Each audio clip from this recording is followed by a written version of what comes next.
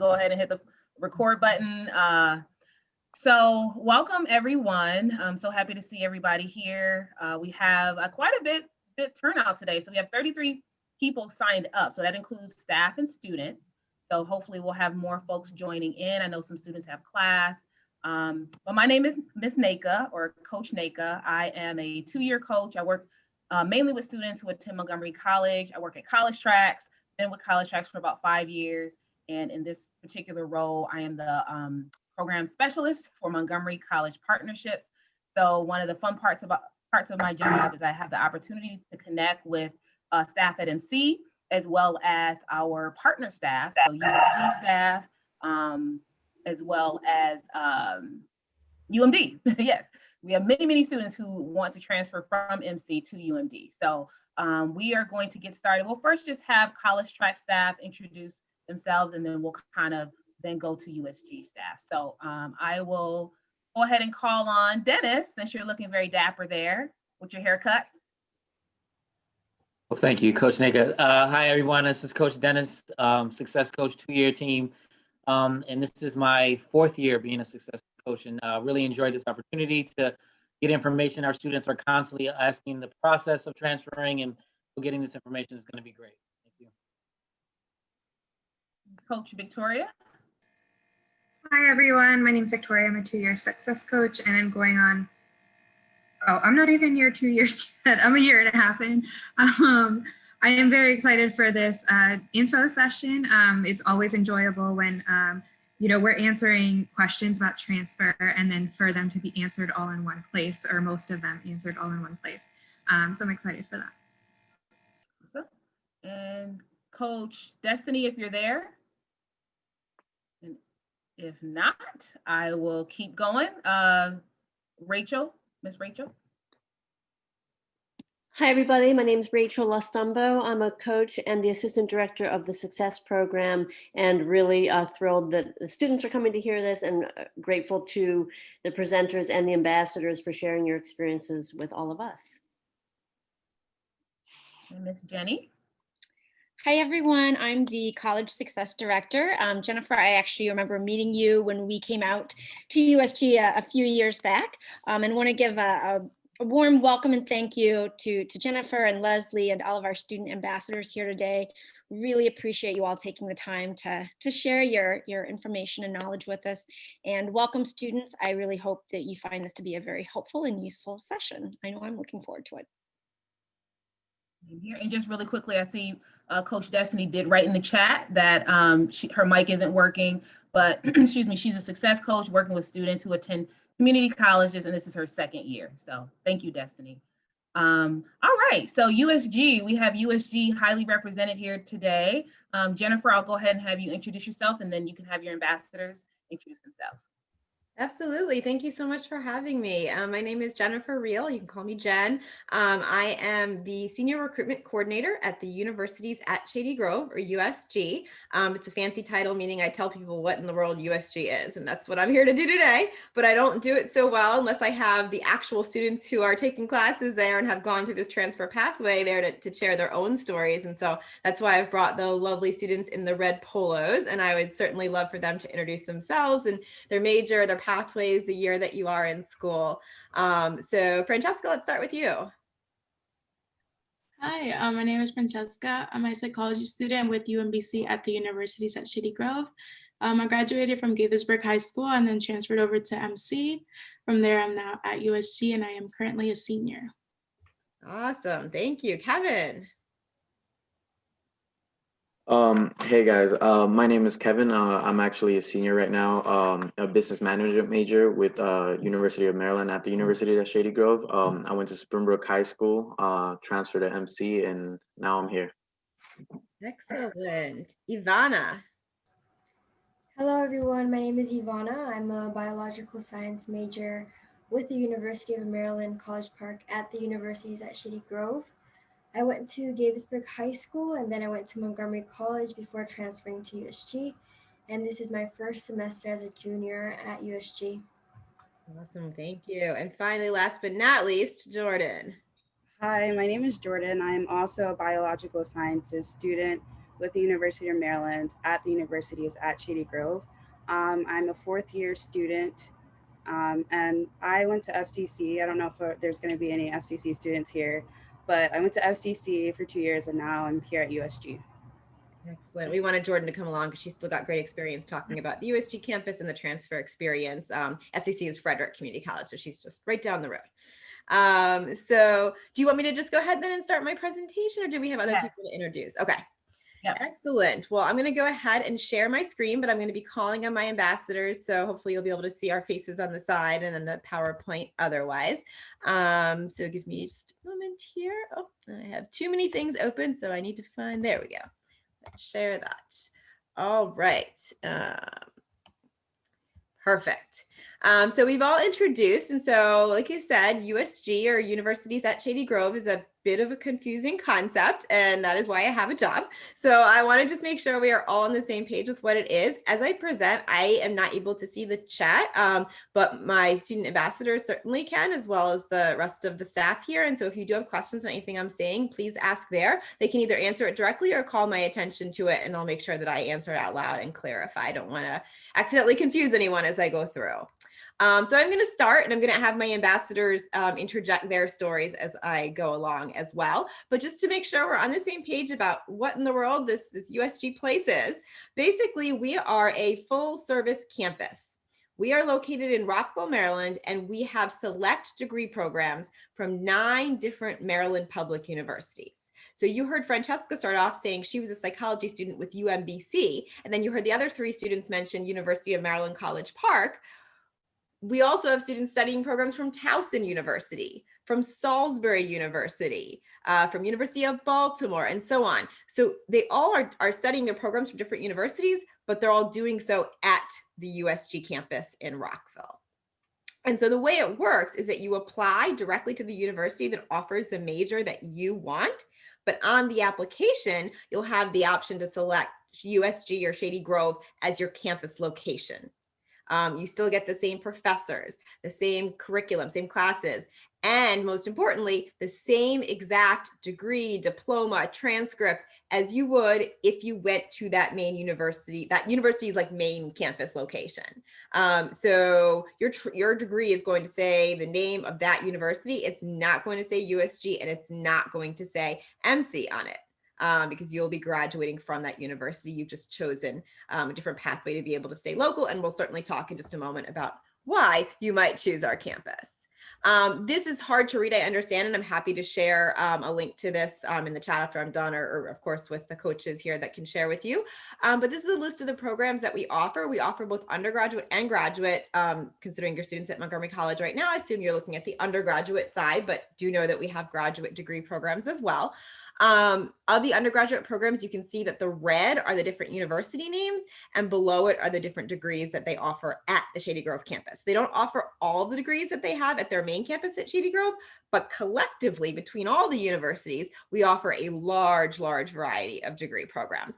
And we also, this big red arrow, it was intentional because we have a brand new building that just opened last fall. It's beautiful. It's a biomedical sciences and engineering building, and it is allowing us to bring a ton of new majors to campus, primarily in the STEM fields, but not necessarily exclusively there. So if you don't see your major listed, check with us because something may be added. You can see here, we actually just this year added 2 new majors, embedded systems and Internet of Things, which is major for kind of electrical and computer engineering, and a computer science major with a cybersecurity track available from UMBC. In the fall of 2021, we'll also be offering biocomputational engineering. So as you can see, we're really expanding the offerings and hope to continue to do so. So please check with us on that. The other thing about USG, before I get to talking to my student ambassadors, that I want to make sure everybody knows is that we are actually only the junior and senior year courses. So basically all students that come to USG at the undergraduate level are transfer students. You have to complete your first 2 years of prerequisites somewhere else. So basically it doesn't, as you can see in the chat, Jordan did it at Frederick Community College, but 75% of our students do come from MC. So you are in light company transferring over. And when you transfer, there's a nice advantage to not having to fit in with students that have already been there for 2 years. but rather being able to kind of start together with the cohort moving through all at that junior level at the same point in time. It also means that you need to make sure you take the classes needed for your major before you transfer. And that's not necessarily always the same as just getting your associate's degree, which I absolutely encourage you to do. But you want to make sure within that associate's degree that you are taking the courses for your specific major. And so we always highly recommend you get in touch with the program representative at the USG campus for the major that you're considering, so that you can then learn more about what those prerequisites are and make sure that you're signing up for them in your remaining time at MC. So with your CollegeTracks coach, with your MC counselors, and with the rep at USG, collectively, you should be able to come up with a plan that gets you through as efficiently as possible so you can move to that next level. And I'm happy to provide you all with a link as well where you can get contact information for the program reps for your specific major of interest. And then we have some partnerships specifically with MC, and I'll talk about those in a little bit with transfer access programs that make the connection even more structured and more seamless. And so we'll talk about those in a little bit as well. But before I go on now from this slide, I believe my next slide is a slide that says, why USG? Well, you could hear from me, but you could also hear from the people who actually made the choice to come to USG. And so I'd love to ask my ambassadors. Kevin, let's start with you. What made you make the decision to transfer to USG from MC? Well, ironically, I actually didn't want to come at first because I had these just wrong ideas of what USG really was. But then when I found out what it really was, you know, you get the same degree, there's no catch. I really like the community. It's very diverse. The small classes really gives you an opportunity to connect more with the teachers, ask questions, something that it's quite often hard to do in your main campus with, you know, with even TAs. But yeah, just I don't feel like I would have succeeded as much as I do here than if I were on the main campus. Honestly, just a small community really benefits you in a lot of ways. Awesome. Francesca, anything to add to that about your reasons why? Yes, other than the cost saving aspect, I did have work commitments. I had just gotten an internship in HR, and the location was actually 2 minutes away from USG campus. So that was really nice. So I was able to maintain both my internship and continuing with school. Excellent. Does anyone else want to share anything? If you don't, it's okay. I don't know if if you're covering a lot of the reasons already. I'll say something. Sure. Because living all the way in Frederick, Maryland, I mean, it's not that far, but it is a little far with traffic. Like, since I went to FCC, I had like an advisor that told me about it. I knew nothing about USG. I mean, absolutely nothing. Like, I didn't know it was a thing. And so I was looking at Maryland University College Park, and then I was also looking at UMBC. I was only going to apply to 2 schools.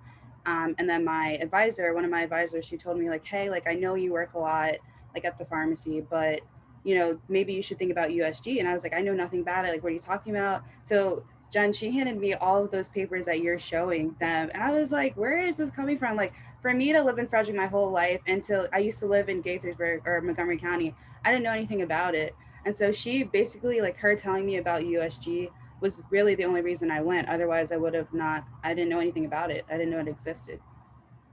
That's great. Well, so you guys, that's a great point for you guys being here today. So thank you for the students for really investing in yourselves and your future and being here today, because it's how you do learn about these opportunities, as Jordan is saying. Thank you guys. That was really helpful. I think you've covered most of the things that I put on my slide. So small campus community, Kevin definitely talked about that, and the average class size, really getting to know your professors. When you move up to the junior and senior level, that's even more important because you're able to make those connections for those professors to be able to write you letters of recommendation for graduate school, medical school, a job. And they know you, right? You're not one of like 300 people in a big classroom. You're one of 30. So they know you, they can talk about you, and that can go a long way, and they can use their connection. So that's a big plus, especially at those last 2 years. I think as Francesca mentioned, maintaining work commitments that she had. For anyone who takes care of family members, you know, not having to find new caregivers or you know, find a new job, just being able to stay local can really mean a lot. The services that we have, and we're going to go into those in a minute, but they're very customized specifically to the needs of transfer students, because like I said, we're only transfer students at the undergrad level. So all the services, you know, you're not having the stuff that you have as a freshman, you're having different needs as a junior and senior, and the services are really geared to that specifically. And then of course, I think Francesca alluded to this, saying aside from the cost, but the cost is probably one of the biggest things, less money for the same degree. And we'll go into that in a moment here. One of the things that actually none of you mentioned, but I would love, any of you want to actually, before I go over the slide, want to talk about scholarships and how that may have helped you? Yvonne, are you getting scholarships at USG? Yeah.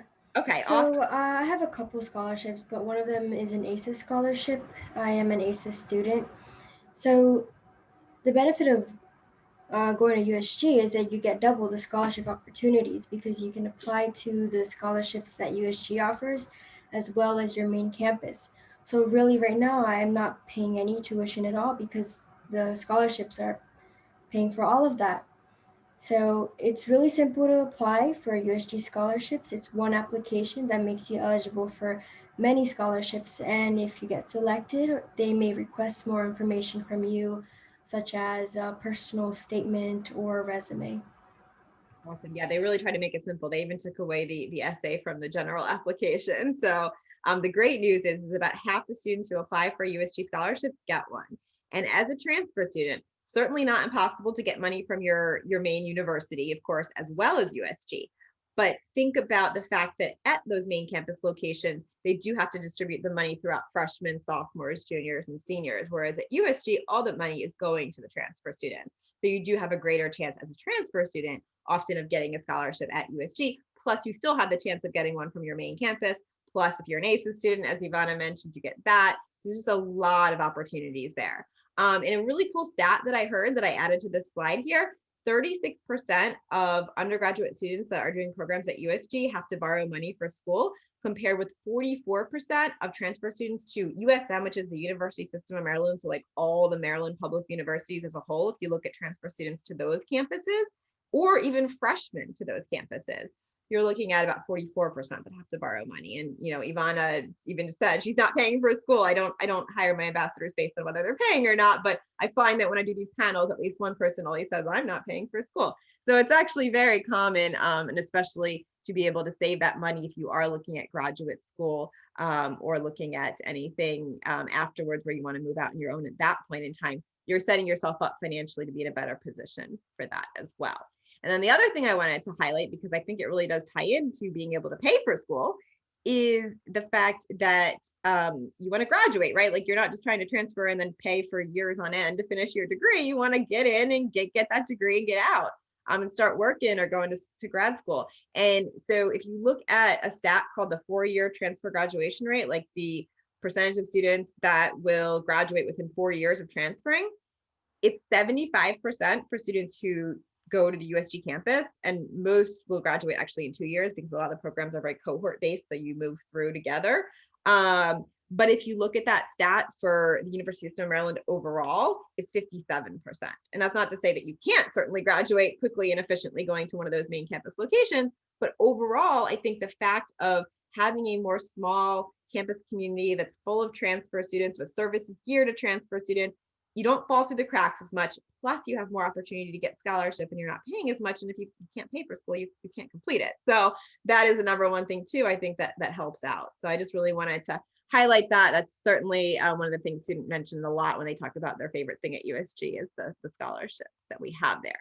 And then this chart is probably the favorite chart for people to take screenshots or photos of. And we actually have a flyer of it too. So that's why we always want to share that out. But basically, if you look at the, this is like kind of options for after high school, you all on this call or at MC already, you've made the first right choice, I would say, in terms of saving the money for the first 2 years. But if you look at the option of going to like a main campus location and living in the dorms, paying for room and board and the additional fees there, on average, you're looking at $20,000 a year, depending on which of the universities it is. Again, you've already made the smart choice by choosing a community college. On average, community college tuition for a year is about $5,000. You're hopefully able to stay where you are, save money that way, and just pay for the classes themselves. But then once you finish getting your associates, you want to transfer somewhere else to get a bachelor's degree if you do. And if so, then you have an option of going back up to one of those main campuses, going out of state or to a private school, which could be even more, or doing the same programs, but doing them at the Shady Grove location. So again, you're getting the same professors, you're getting the same classes, you're getting the same degree. But in your case, you're only averaging about 8,000 because that's just the amount for classes. So you're not having to worry about the longer commute or the fees to live on campus or room and board and just general fees that larger campuses may charge. None of this factors in scholarships. And so scholarships are available, I should also stress, for both domestic and international students. And so while this chart is reflective of students who are in-state Maryland residents, the proportional difference is still the same. So like you're still going to save more money by choosing the USG campus. And then again, scholarships will take this down even more. But even without the scholarship, you're looking at 26,000 versus 80 for the 4 years. And that's pretty powerful for literally the same exact piece of paper. Again, doesn't say MC, doesn't say USG on it. All right. So also the reason that USG was founded, I think is pretty important because it really talks to the fact that you're going to school to get a job or going to grad school. And before USG, there was actually nowhere in Montgomery County where you could earn more than the associate's degree that you can get at MC. So USG was founded in 2000, and the goal was to keep talented students that we have from MC, from MCPS in the county, in the area, to earn their degree and then to hopefully stick around and work in all the jobs that we have in this area, because there was this weird gap where we were like sending people away for 2 years, but being like, but come back, we have the jobs, and people weren't coming back because they were like, you sent me away. So USG was kind of a way to keep people in the county, the talented students, and then make sure that all the degrees that we offer have direct ties to the needs of the workforce, specifically in the Montgomery County region as well. So services, I'm going to pause for a minute here, but I just want to clarify, just like at MC, all the services you have, you get at USG, they're minimal fees. They're for all students, regardless of the university that offers your major. You can do them at the Shady Grove campus, but I would love for the ambassadors to jump in and talk about some of the services that they've utilized. We'll do student life next, but, and maybe, you know, how it's benefited you. And I will open it up for any of you to start, or I can call on someone if everyone's a little gun shy today. I'll start. Oh, okay, thanks. And I saw Francesca next. So go ahead, Jordan, and then Francesca. Sorry. I'm a biological sciences major, so the library is a really big thing for me. And so that was probably one of my favorite places to go, the library, just because they also, like, you could also rent iPads. And even though I had a laptop, the iPad is really, really useful when you have so much information to cover. You can also rent other things at the library and through USG, but I think my favorite place or favorite service was the library. Awesome. Thank you so much. Francesca, I have a sneaking suspicion about what you're going to talk about, but go ahead. I think you're right. I was going to talk about the Macklin Center for Academic Success. This is where you can get disability support on campus. They also have tons of workshops you can go to. This is your writing assistance on campus as well. And they also have time management sessions with you, so they can really help you balance out your life, because we have so many commitments going on, and they really do implement self-care, which is absolutely amazing, because not only does faculty at USG really care about your academics, but also how you're doing in your personal life. Awesome. And I think that's great because that covers really the Center for Academic Success offering that. And then we also have a counseling center with licensed therapists who are also providing workshops and one-on-one counseling. And you would be paying a ton of money for that outside of it, but it's included in the you know, very basic USG fees on our campus. Kevin, I know you have had a great internship last semester or last summer and are maybe transferring that into a job in the future, but have you utilized our Career Center, benefited from anything there? Well, actually, it wasn't from that. It was actually from a career fair, but I did benefit. I could tell you straight off the bat that for the financial aid officers at USG, I've benefited from immensely. Just because even from MC, I feel like it's very different. It's more personalized. I remember at MC, whenever I had any issues with financial aid, it was a bit complicated, and I don't know, it was like a bit broad when they helped you.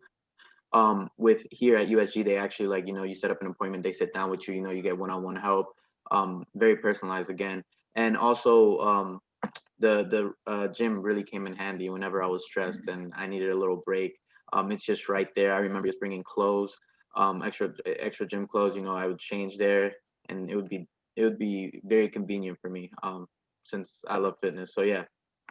Excellent. And just to stress, all of these services are still being delivered virtually. So anybody on this call that's thinking about coming for the spring semester and being like, well, great, this sounds wonderful, but like if you're still remote in the spring, am I getting any of this? You are. Like they've done a wonderful job of still being able to provide these services virtually. So like I even just saw a thing about the gym saying if you can enter to win, you get into a raffle to win like a big swag bag if you join one of their virtual like yoga or Zumba type classes this week. And so a lot of great opportunities there as well. And Kevin alluded to, career fair that he was able to attend, which is also important because he's part of the Smith School of Business. And so the different programs will host some of their own career fairs, but USG will also host career fairs on campus for the USG students. And you were able to go to your main university and attend their career fairs, as well as use services up there if you like. But the students that are attending the main campus are not able to come to utilize USGs. So you actually get those additional benefits in a much more intimate setting, especially in a networking type environment. That can be really wonderful. And our Career Center really helps prepare you with resume writing and cover letter review and mock interviews and free headshots for your LinkedIn profile. I mean, just customize things like that are really hard to do. Speaking of the transition to virtual, Ivana of our panelists here is actually the only one who hasn't actually experienced the campus, unfortunately, in person yet, because she's just started off this semester. So what's your experience been, Ivana, in terms of virtual services? Yeah, so from the 4 services, I've only utilized the Career and Internship Services Center. And there we reviewed my LinkedIn profile. So LinkedIn is a very great way to network, especially now since we're remote. It's a great way to find internships and just connect with other people. So what we did was we did a Zoom call and she shared her screen and we went through my LinkedIn profile from top to bottom, critiquing every part and just talking about how to improve my profile. So it was very personalized and you could tell that they enjoy what they're doing and they want to help you succeed and they spend the time with you and it wasn't rushed or anything. And they do the same thing with resumes. You can visit them and make as many appointments as you want virtual to review your resume, your LinkedIn, and this can help you when you're applying for internships. Awesome. Yeah, so I mean, I've just been really impressed. I can't take credit for it, but they're my colleagues and how things have been able to transfer. And the cool thing is that we're all talking about how even after we go back in person, we're going to keep a lot of these virtual offerings because it's a lot easier for students to just meet to do their LinkedIn profile and share the screen on Zoom, not to have to go onto campus. And so I think it's going to even increase the personalization in the future. The other thing I wanted to just quickly touch on is disability support. So if there's any students that do have any learning needs, if your main university, the one that offers your major that you've applied to, if they give you kind of a letter saying these are the accommodations that you need, they will be instituted on or through USG's campus. So you don't actually have to go to your main campus for anything, but especially that we actually have one individual, Caitlin Mills, who is our disability support services coordinator. So that's really important. And she's happy to talk to prospective students to tell you about what she can offer, as well as, of course, once you're there. So then I want to transition to student life. And certainly that's much better being told from our students. Francesca, you're pretty involved. Do you want to share a little bit about what you're involved in and maybe like the benefit of it to you? Yeah, so I'm currently the vice president of the Psychology Student Association. I love it. We're currently holding a food drive actually. So we're really able to connect with our advisor, which happens to be our program director, and other students. So it's really great. A lot of networking goes on into our club too. We are using band virtually right now. So when a lot of students our members get other opportunities, they tend to send it in the chat. So that's really great. But it's really helped with public speaking, helped with really understanding your members and connecting with them and see what they need. So just being that outlet for a lot of our members, that's pretty cool. Awesome. And of course, all the students on here are also leaders because they're student ambassadors. So that's a big one too. Jordan, anything to add about involvement or any of the campus events, leadership things that you've taken part in? I mean, I know I'm in a couple clubs. It's been so busy and hectic. I know that I'm in the Girls on Fire Club and that's new. and that was started or founded by Tiffany, and she's the student president at USG. And she's just great, and she's also an ambassador. Sorry, I should put that out there. So I really like that club just because like I follow them on Instagram. I don't know, and they're just really supportive. It's just all about lifting women up, and especially now through the pandemic and everything going on, there's a lot, but it's great. And then another thing I want to talk about is International Night. I went last semester, and it was great. I mean, I think I don't think I've ever been to something like that. But I enjoyed the whole time, like all the performances, the food, like they had the tables up with the posters and everything. I was able to do like a virtual, I don't know, one of those things with the glasses or whatever. And I don't know, I think I entered some other country or something. It was the coolest thing I've ever done, honestly. Like it was really cool. But I definitely recommend, if USG does open up fully, that you guys try International Night, because that was my favorite event, because you guys would really like it. And Jordan, it's happening virtually regardless. Oh, it is? Okay, so yeah, definitely attend. Yeah, and that's usually when it's open to the community. So we'll make sure too that you are here on the call or in the know about events like that you guys keep your student life, especially because it's so accessible now, just hopping on a Zoom to do so. Yeah, so we have a ton of academic and social clubs. As Jordan mentioned, you can start your own, as Tiffany did. You don't have to be the student council president to start your own. You can just be any student who like literally has been at USG for 5 days and start your own club. That's happened. And you become the president. You can join, there's a leadership and diversity series. There's a ton of ways to really build things on your resume that really will help you out. You can get a 4.0 in the classroom, but if you go to an internship interview or a job interview or a scholarship interview, and they're like, hey, tell me about a time that you worked with people other than yourself to reach a common goal. I mean, if you're part of a club, that's your answer there. But if all you've done is go to class and go home, that doesn't fit. And we know, even somebody like Jordan has alluded to the fact that she's working at a pharmacy, which is great because that's right in her field. But working there a lot, if I'm not mistaken, Jordan, but still managing to find time for ambassadors, having a leadership role within ambassadors. And so USG really makes it safe, and I would say easy for students to get involved at the level at which they're able to dedicate time to do so. So I really want to stress that. And for those of you that still have time at MC, don't waste that. Get involved there too. That can really make a difference, and really get you kind of, once you get involved in one thing, you tend to be like, okay, I want to get involved in that. Maybe I'll try this too. And it really builds upon it, which is really great for your own personal growth. And this is perfect next slide because Jordan just touched on this, but about diversity at USG. We talked about the International Night. This is a picture of our fashion show at our last International Night. But we also have cultural tea times where students can learn about a different country each month and in person sample food from the country, but we did it virtually and they were able to sample, have somebody teach them how to do a recipe, cook along with them. And so it was really, really interesting there. And I like to show the chart, in terms of how much diversity we have. But then it's not just that we have it, it's that we celebrate it. And I think that's really important. And Kevin, you mentioned that when I said, why'd you choose USG? So do you want to elaborate at all as a student, how you feel about that? I mean, I feel like I'm able to connect more with students as a first generation Latino student. So it's just, I don't know, it's benefited me in many ways. I've been able to make connections and just get help that I probably would have had a hard time finding on the main campus, to be honest. But yeah, I love that's seriously, it's one of my favorite parts about USG is the diversity. Awesome. Thank you. Yeah, for me too. And I don't have, I'm just a white woman, but I have learned in the last 8 years that I worked at USG so much about so many other cultures, and I wouldn't have gotten that opportunity if it wasn't for USG and their openness and their willingness to share that with others. So that's one of my absolute favorite things too, Kevin. So I just want to reiterate what I said earlier. I think we may have had some new people join us, and this is just really important because you guys are in the stage of looking towards potentially applying to a program on our campus. So what you'll want to do is find the university that offers your degree at the Shady Grove campus, and you'll want to apply to that university. That's called your home university.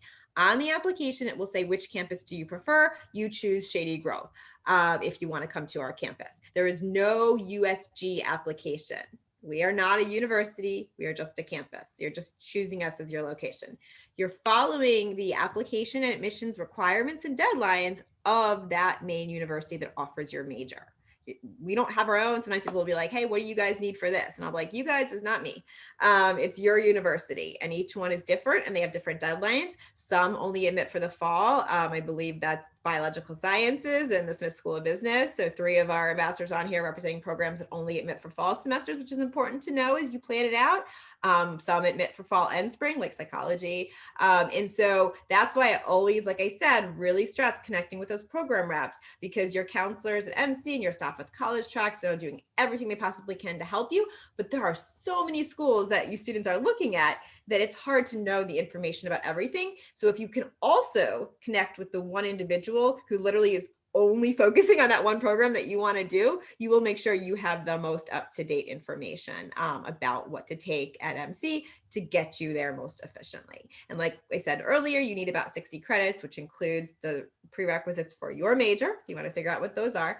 And I want to, highlight that the GPA is, for anyone that's on this call that maybe is just starting off at MC, for instance, the GPA, when they say like, oh, we need a 3.0 or we need this, it's based on what you get at MC, not what you've done in high school. So if you're starting off at MC, you have that chance to really kind of clean slate there. And then people will say, is it easier to get into a program at USG? And I say, number one, no, because of everything I just said, right? You're still applying to the same university. You are just selecting USG as your preferred location, but we don't have like a different admissions requirement. So that university still has to think you're a qualified applicant and whatever that they require that to be.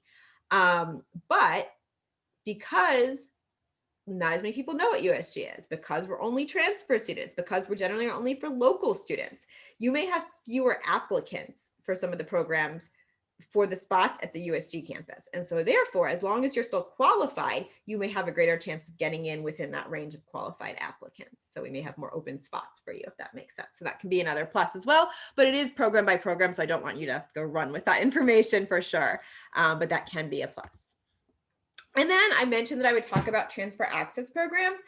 Transfer access programs are programs that are designed to connect students that are specifically at MC with USG campus, the USG campus and services, as well as advising early. So while you're still at MC, so if you have at least one semester left at Montgomery College after this one, so like if you're going to be at MC in the spring, then you potentially can join transfer access if you're interested in certain majors. And I'm more than happy to connect you with Marcy, my colleague who oversees that, and to let you know what those majors are.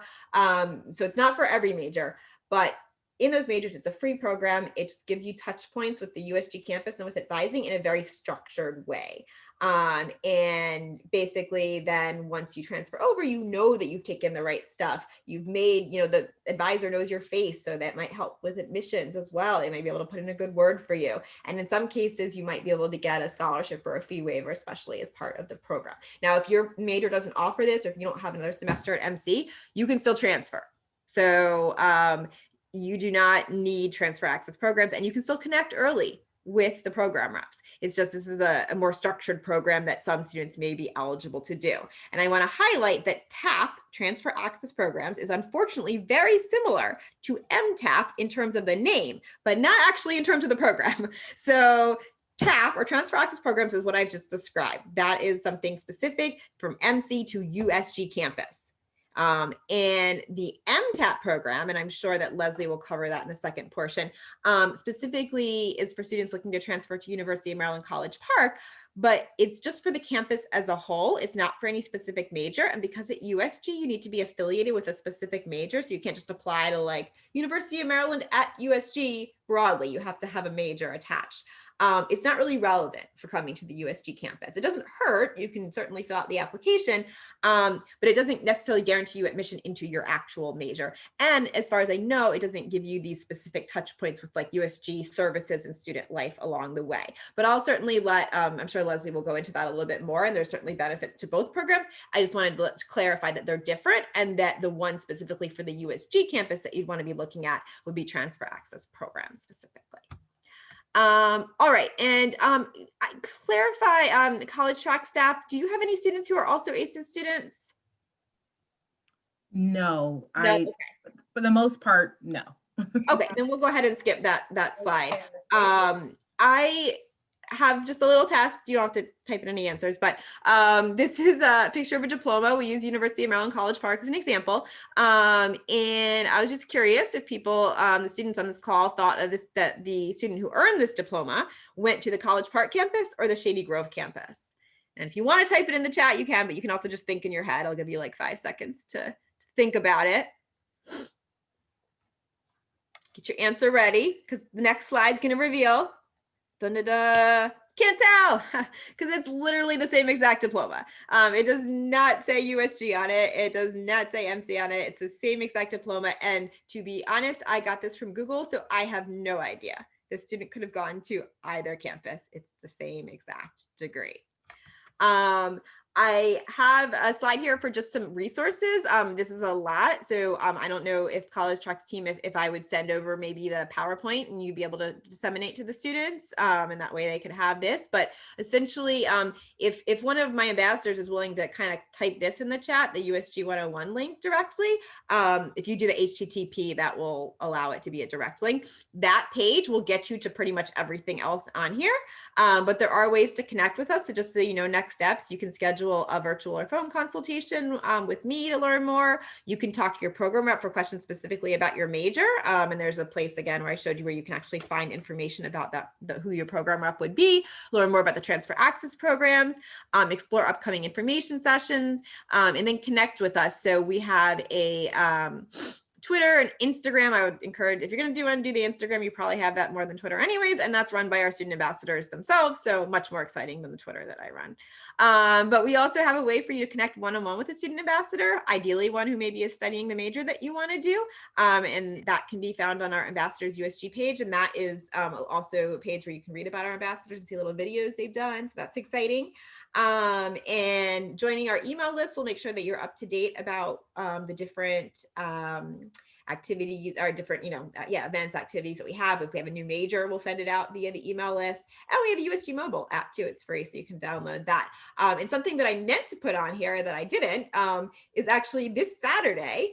So November 14th, this Saturday at 10:30 a.m., 10:30 to 12, we are having an information session just for MC students.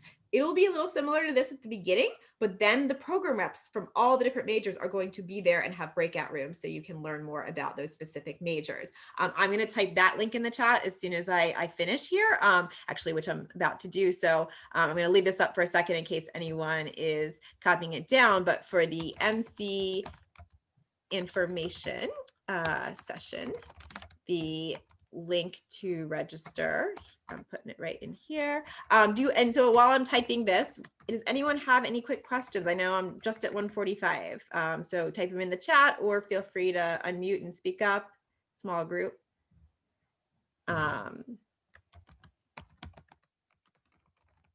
Okay, so I just shared the link to register for the MC info session. It's a Saturday, November 14th. From 10:30 a.m. to 12 p.m. And like I said, you can meet with the program representatives there. So that's a great chance to learn about what those prereqs are, talk to them, let them know your face, all of that. Any last closing thoughts from any ambassadors, advice for the students at MC that you would have? Everyone's now scared to speak because I've probably gone over my time. So you probably want me to stop anyways. Do you want me to call on? I'm gonna call on somebody here. Ivana, you were most recently at MC. What's your advice? You're gonna have the last word. So I just say to get in contact with an advisor at USG as soon as possible, or your main campus that you are hoping to go to, just to make sure you're taking all the classes that you're supposed to and not taking any additional ones or missing any classes that you'll have to go back and take maybe in the summer. So just make sure you're taking all the required classes to enter into the program you want to study. Excellent. Great advice. That would be probably mine as well. And come this weekend. That's my other advice, if you can, to learn more, to connect with those program reps. All right, I'm going to stop my share. So I think that's all from us, unless there are any remaining questions. Really quickly, Jennifer, first of all, thank you so much. Thank you to all the ambassadors. Super helpful. I do see some of my students on the call.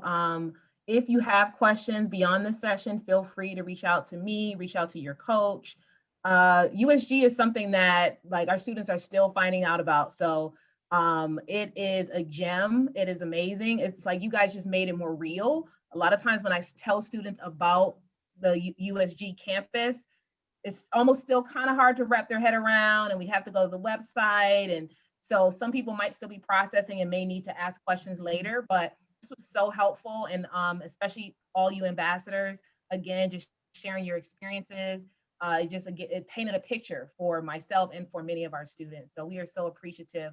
If anyone does have a question, we're going to be, moving into the second portion of this session, which is going to be led by Leslie, who is a pre-transfer advisor. So she actually works at Montgomery College, but she helps students transfer over to UMD. So of course, if you guys don't have to, USG, you don't have to stay on the call unless you want to. But I just wanted to thank you so very much. And we hope that we can do this again with you all. No problem. I can stick around for a few minutes. I actually have a meeting that I couldn't get out of that starts at 2. But if my ambassadors, you are welcome to leave, or if any of you want to stick around, you're welcome to as well, and let me know the hours. So thank you so much for having us. Yes, thank you. So wait, got to do my little, yeah, there you go. Leslie, I'm gonna actually have you introduce yourself, but real quick, I'll just say I appreciate UMD. You guys always back us up. This is our third year having you all do this session. We have so many students who want to transfer to UMD, as you can imagine. And so it's just always nice to hear firsthand information from you. So if you can just go ahead and introduce yourself and just kind of jump right in. If you need to share your screen, you're more than welcome to do so. Thank you so much, Ms. Naka, for inviting me to speak today, and thank you to CollegeTracks. I hope everyone is staying well and healthy during this time. Again, my name is Leslie, and I'm the pre-transfer advisor for the University of Maryland, College Park. I am going to share my screen. Just want to get a thumbs up to confirm everyone can see my slide. Good to go. Thank you so much. And if I do cut out at all today, my internet's been a little fussy. Feel free to chime in and I'll see what I can do. So typically I would be housed at the various Montgomery College campuses, but right now I'm available by email, phone, or Zoom appointment. And our program, Pre-Transfer Advising, just really values the talents, accomplishments, experiences of transfer students, and nearly a quarter of all undergraduates at UMD are transfer Terps. So we're very excited to talk to you about the process. So through my presentation today, you'll hopefully learn more about the role of pre-transfer advising, learn more about the different majors offered at UMD, learn about some academic planning resources, the transfer admissions process, and scholarships and financial aid. So before we get into all those details, I did just want to take a moment for some individual personal reflection just about a few different questions that I'm going to pose to you. Some of you may have thought about these questions. For others, they may be new. It's totally fine either way. So first is a big question, but just kind of think and reflect to yourself, what are my academic and career goals? What do I really want to learn more about and study? What are my values, my strengths, my skills and abilities?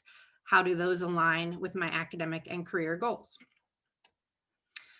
Should I transfer to earn a bachelor's degree to achieve those goals?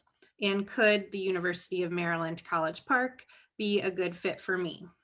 Do I typically have the availability to take courses in person, to take courses during the day and on weekdays? What classes should I take at Montgomery College? When should I apply to transfer? And will my credits from my Montgomery College courses transfer? So answers to these questions are really specific to the individual, and we're not going to answer all of these in one day, but we'll start to address a few of them. So my role as a pre-transfer advisor is to help you determine how previous coursework may apply toward a bachelor's degree at University of Maryland, College Park, identify any remaining degree requirements, and estimate the time it will take you to earn a bachelor's degree, and to also share any resources that may ease your transition to a new institution. So first, I wanted to talk through some of the over 90 different majors that are offered at the College Park campus.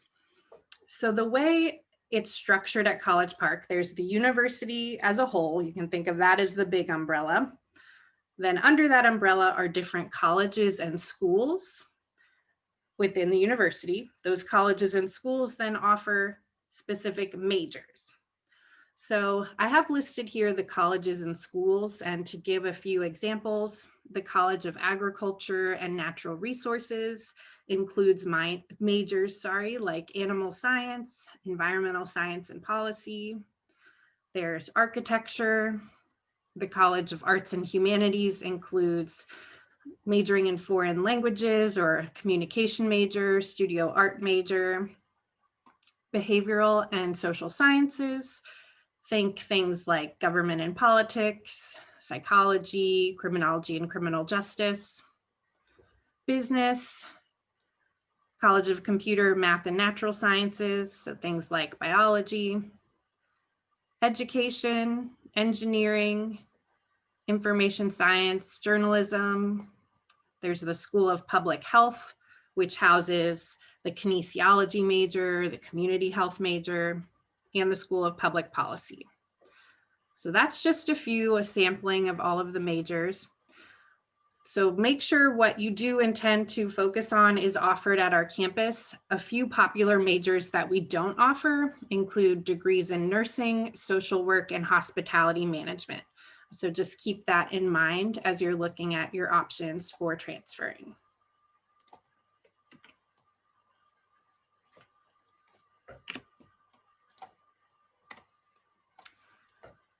Some of our majors are considered limited enrollment programs, or LEPs for short. These majors can only accommodate a limited number of students. So they have a set of requirements that students have to meet before they can be admitted to the major. These requirements are called gateways, and they include things like completing certain classes with a particular minimum grade and having a certain grade point average, or GPA, when combining all of the college coursework that you've taken. So these are the current LEPs, or limited enrollment programs.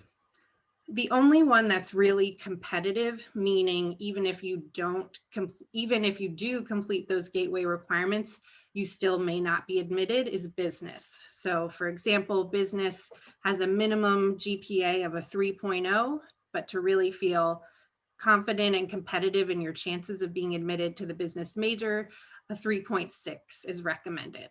But with the rest of these, as long as you can complete the gateway requirements and don't violate the repeat policy, which is you can only retake one gateway course one time if you don't get that minimum required grade on the first try, then you should be good to declare those majors.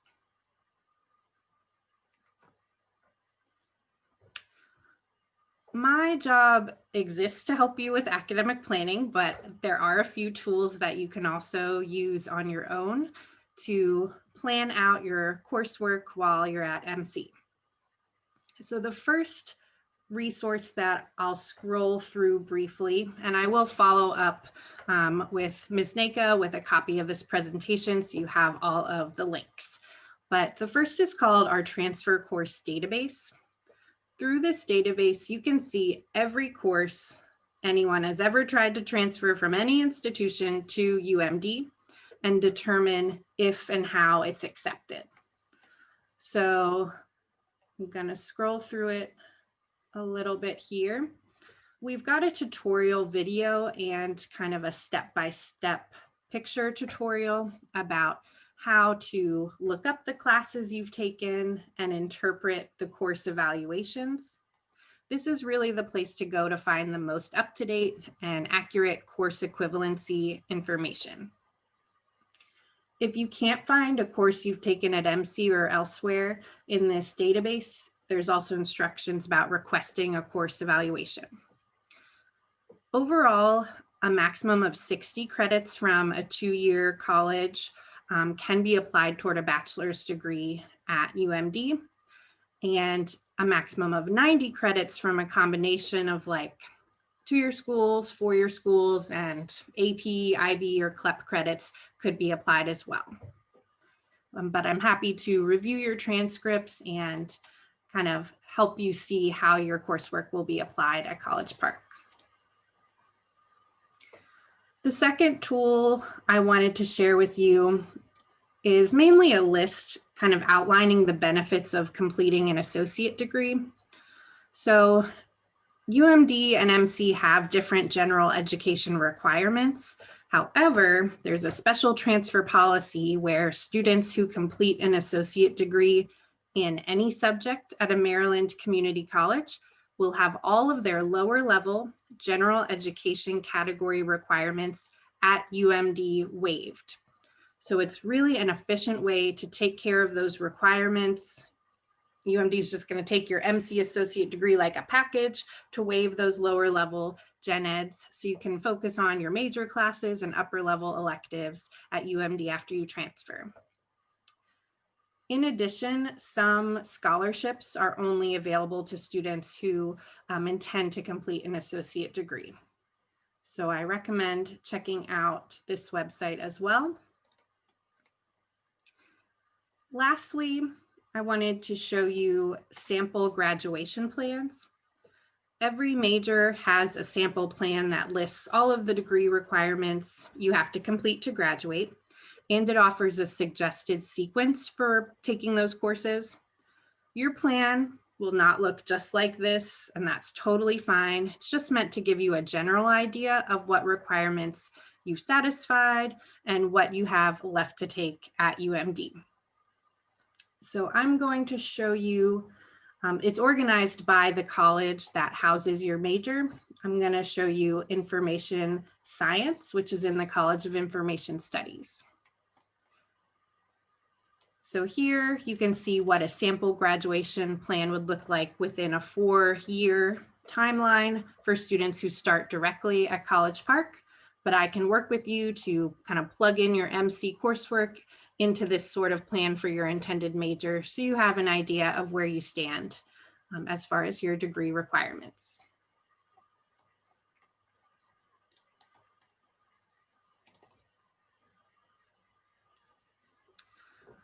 While I am separate from the Office of Undergraduate Admissions, I can certainly tell you about this process generally, and you're welcome to email or call them directly anytime at applymaryland@umd.edu. In this virtual time, the Undergraduate Admissions Office is hosting a lot of virtual information sessions and campus tours and virtual student panels. So you can check out their calendar on their website to register for upcoming sessions or virtual visits that you might want to check out to learn more. They also have a really great resource that's an application checklist, which helps you get organized as you're really planning those final steps in the transfer application process. So I highly recommend those 2 links in particular. So the Office of Undergraduate Admissions recommends, in order to be a competitive applicant, to do the following, and to do it fully before you apply to transfer by an early action deadline. So first, they recommend that you complete at least 30 college credits. Second, complete a fundamental studies academic writing and math course. So that would be like English 102 or 103 and Math 117 or 165 or 150. And then to also earn at least a 3.0 GPA or higher. So you don't have to meet these requirements to apply, but to have the best chance of being admitted, you'd want to have all of this complete before you submit a transfer application by either the March 1st early action deadline to be considered for fall admission, or the August 1st early action deadline to be considered for spring admission of the following year. There are later deadlines after early action, but not as many spots are available for students applying later. So really get the March 1st or August 1st deadlines on your radar.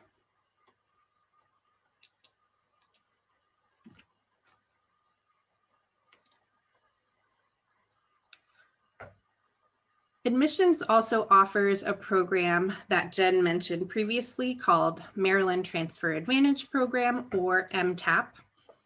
Through this program, you can gain some more reassurance and a sense of security about your chances of admission.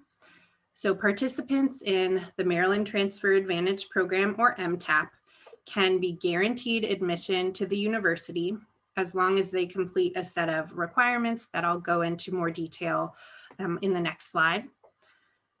Just note, it doesn't necessarily guarantee admission to a particular major. So for example, like business we mentioned previously is a limited enrollment program.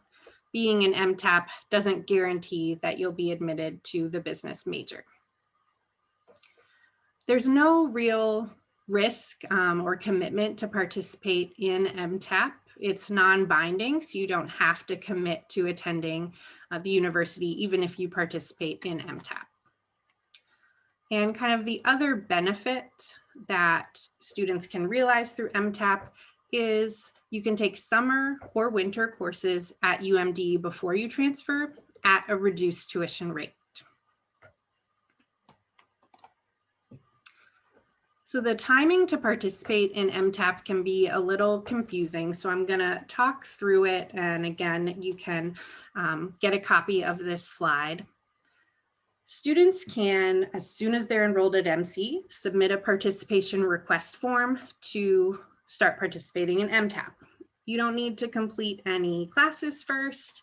And this form is available twice a year, either June 1st or November 15th. So if you are currently at MC, the November 15th deadline's around the corner. If you're not already participating in MTAP, you could fill out the form to participate. Then after you're officially a participant, what you need to do is complete at least 30 credits after high school with final grades posted on your transcript, complete those writing and math courses I mentioned, and have the 3.0 cumulative grade point average, or GPA. And that does include all attempted college coursework you've taken from any institution you've attended. After that, so not before you've completed those requirements, not while you still have those requirements in progress, but after completing those requirements, submit a transfer application and all required materials by an early action deadline, March 1st or August 1st. So even though you're in MTAP, you still have to submit the typical transfer admissions application and required materials. You'll just indicate on your application form that you're in MTAP, which signals to the admissions counselor who's reviewing your information that you should be eligible for guaranteed admission. And then participate in MTAP for at least one fall or spring semester before you start at College Park. So by doing all of that, you can be eligible for guaranteed admission. So for example, if you're trying to start at College Park in the fall of 2021 and you're not participating in MTAP yet, you'd want to fill out the form right away to participate. It's due November 15th. Your spring semester at MC, during that time, you're going to submit the transfer admissions application by March 1st. And about a month later, you'll find out if you're admitted. Your admission would be guaranteed as long as you meet the 30 credits, 3.0 GPA, and have the math and English courses done. So happy to connect with you one-on-one to talk through your specific timeline and if utilizing the MTAP benefit makes sense for you.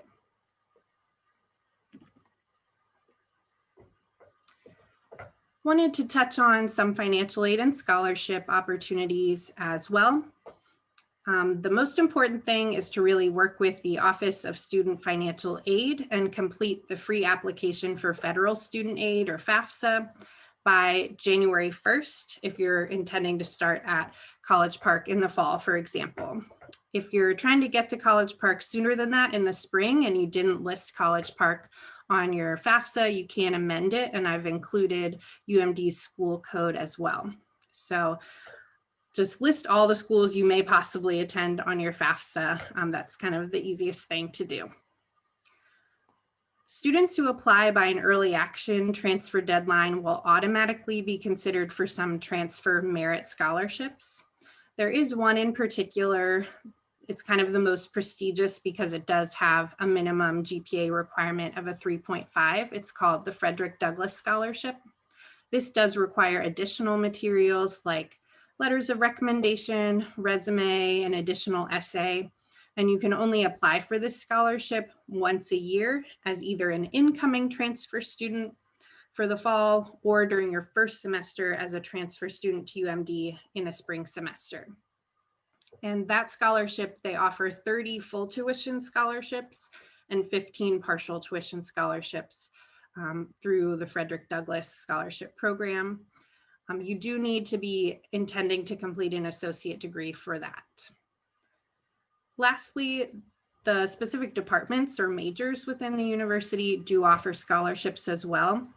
While there may not be a ton for incoming transfer students, once you're a current student in your major, I definitely recommend checking in with your major or department to see what scholarship options they have available. And that could be for things from tuition to getting a stipend while you're doing an internship, things like that.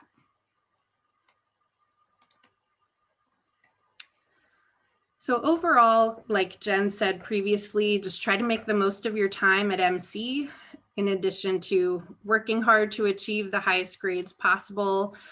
Get involved in clubs, activities, work, do internships to the extent that you can. I know preparing to transfer takes a lot of organization and persistence, but we're here to help. Keep checking in with all of your coaches, counselors, and advisors. You can reach me by email, and I've also listed the pre-transfer advising website on this slide. And then we do have 2 social media accounts that are run by our student workers who are current UMD students. So if you'd like to know more about campus life, student life, you can definitely direct message through Instagram our student workers to find out more. So I'm happy to take any questions now in the chat, or if you want to unmute, I can just stop sharing my screen. I have a question. Oh, I was gonna say, yeah, go ahead. And I see there is a question in the chat too. So go ahead, Marcel. Okay. So if even though we still applied before before March 1st, will we still know like a month after if we get in, or will it be like around April? So the overall kind of timeline, even if you apply before the March 1st deadline, they're not going to start reviewing applicants until March 2nd, pretty much. So everyone will find out in kind of a batch in the middle of April all at one time if they're admitted. And it's totally fine to have, your remaining associate degree requirements in progress that semester, totally normal to apply to transfer while you still have courses in progress. Even if you needed to take some summer courses right before starting at College Park, that's fine too. Okay, thank you. You're welcome. All right, and there's a question in the chat from Tiara. She says, if I am an environmental science and policy major, would I select public policy or biological science for the 4-year plan worksheet? That's our first question. Yeah, that one is tricky since environmental science and policy actually is very interdisciplinary. So some of the concentrations within that major fall under biological sciences. Some of the concentrations fall under agricultural and natural resources. Some fall under anthropology. So it's a little tricky to find that specific four-year plan. What I will put in the chat is a direct link to just environmental science and policy from a different website. That should be more helpful. Yeah, so here, this link I just put in the chat, they're all aggregated on that website. Perfect. And then the second part of her question is if she's planning on applying for the March 1st deadline, would she still need to send a mid-semester transcript since MC is doing some 7-week courses, which is actually a really great question, Tiara, and I would imagine other students may have that same question. So how does that work, given that some students will be completing early because of the 7-week classes at MC? Yeah, this is definitely going to be a new situation for us as it is for MC. It's my understanding that no matter what, you still need to send an official transcript by March 1st, regardless of whether you still would have some courses not even started yet or not even finished as far as what you're taking kind of that second spring session. So you've got to have an official updated transcript in by March 1st. Then if you're admitted, basically at the end of May, you'll be asked to send another final official transcript to College Park that will include everything you took in the spring. So at the very least, that initial transcript you send will show what you finished up until that point and even list what courses you're registered for the rest of the spring.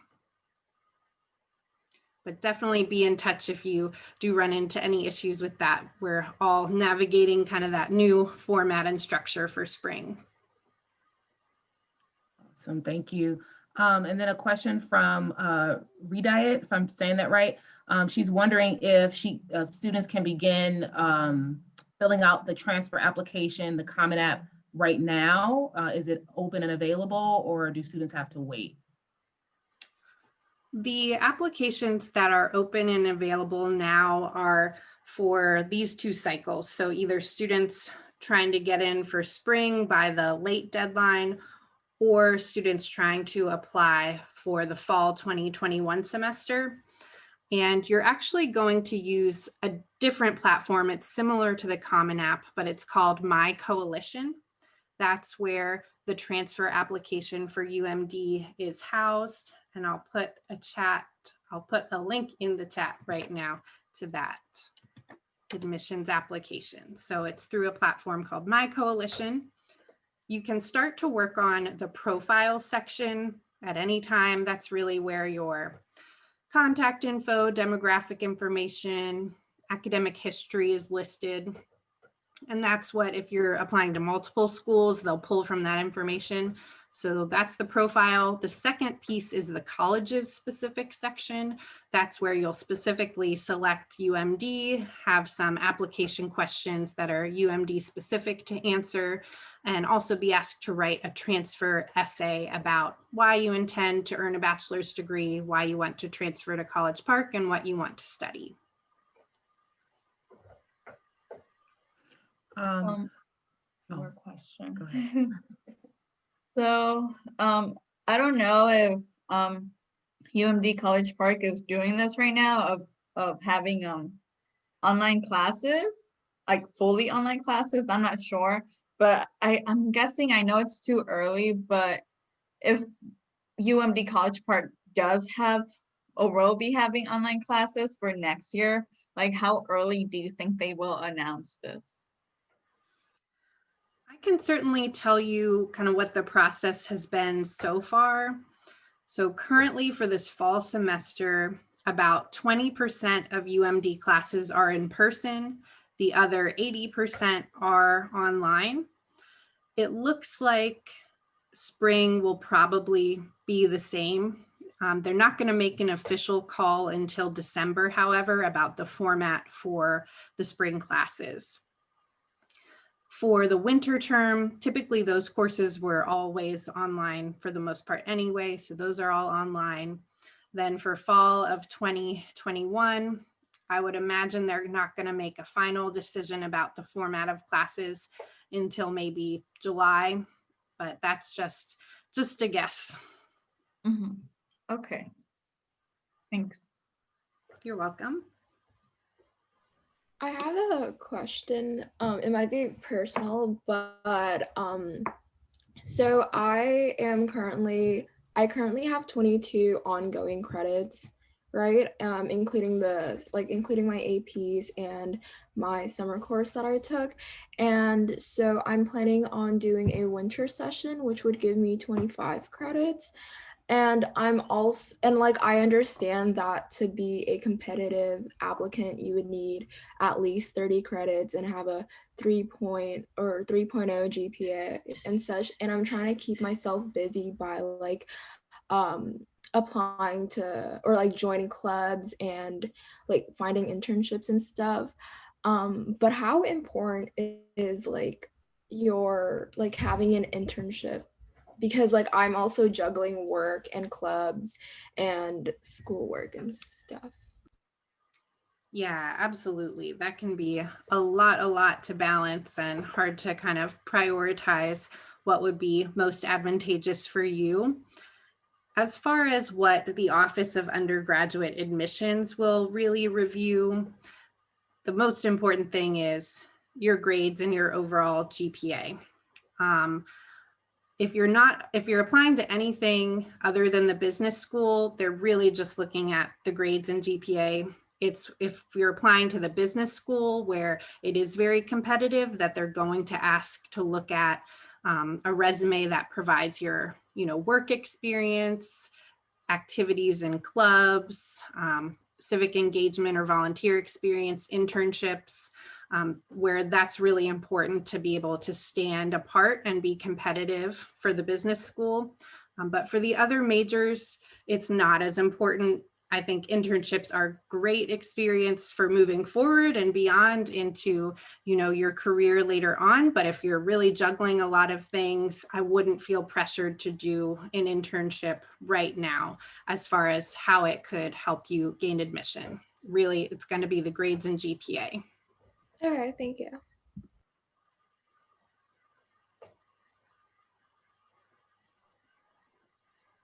All right, quick question for me. So I've had a student in the past say that he got denied MTAP, and I do know you covered MTAP and you covered the different I guess benchmarks that students need to meet, like the 30 credits. But I guess I didn't think a student could. I guess I always thought you could always kind of join MTAP and then eventually fulfill those requirements. But is it possible that if a student applies and they haven't met those requirements at that moment of application, that they would just be denied getting into the MTAP program? I'm not aware of students being denied even participating in MTAP to start with. The only thing I can think of is if maybe they were currently a dual enrollment student when they tried to participate in MTAP, or if they previously attended College Park and were at MC and trying to get back into College Park. Yeah, I don't really know about that side of things. I hadn't heard of students not being admitted to the program to start with. As far as completing the MTAP requirements and then being eligible for guaranteed admission, it is those 30 credits, 3.0, academic writing and math, that has to be fully completed, grades on the transcript when they're applying for transfer admission by an early action deadline.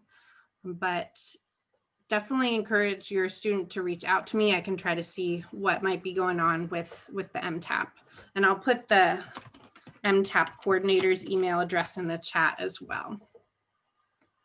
Awesome, thank you. And I'll just say if anyone else has any questions, students, feel free to either put it in the chat or vocalize your question.